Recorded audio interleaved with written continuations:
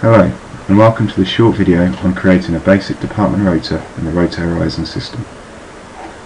First, select the department you want to build a rota for using the drop down in the bottom left hand corner. Today we'll be working with the assembly team.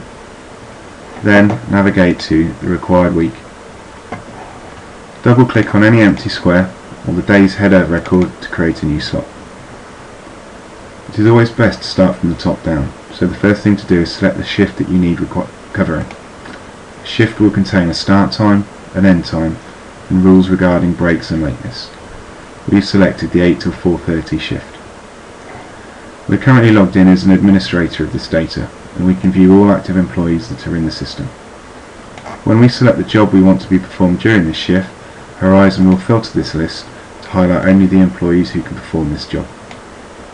We can then select an employee that we want to roster and click Save to confirm. William is now rostered to work from 8 till 4:30 on the assembly team on the 17th of December.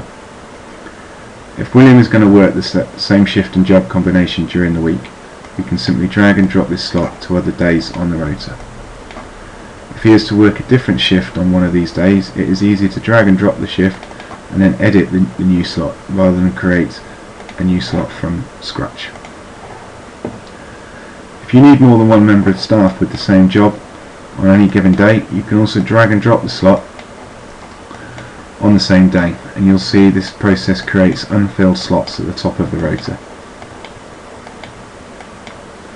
Now to fill these slots, we can simply double click on one of them, and we now have an all free button in the bottom left hand corner. At the moment it's showing me all the employees that can perform this job as before, including William.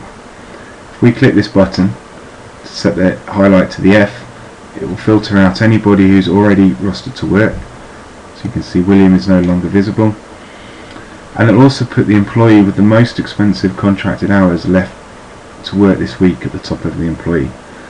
So if I hold my mouse over David Golly, you can see he's contracted to 40 hours per week. So far he's worked 0 this week.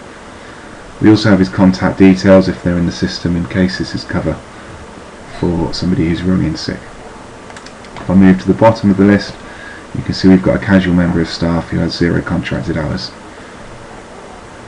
If this is a cover slot for somebody who's rung in sick, we have this SMS free button, and this would send a text message to the top 5 employees in this new sorted by contracted hours list, leaving the responsibility of them to contact you if they'd like to work, rather than you leaving voicemails, messages and draining your own time. So I can select David, click Save, and he's now joined the team to work.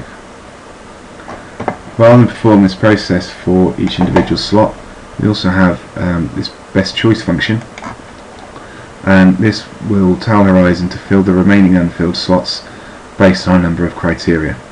So by default it tries to fill by remaining hours left to work based on contract, but if you like it to choose the cheapest, or people who are on site already, or to try and avoid overtime, you can set these parameters to have a greater weighting.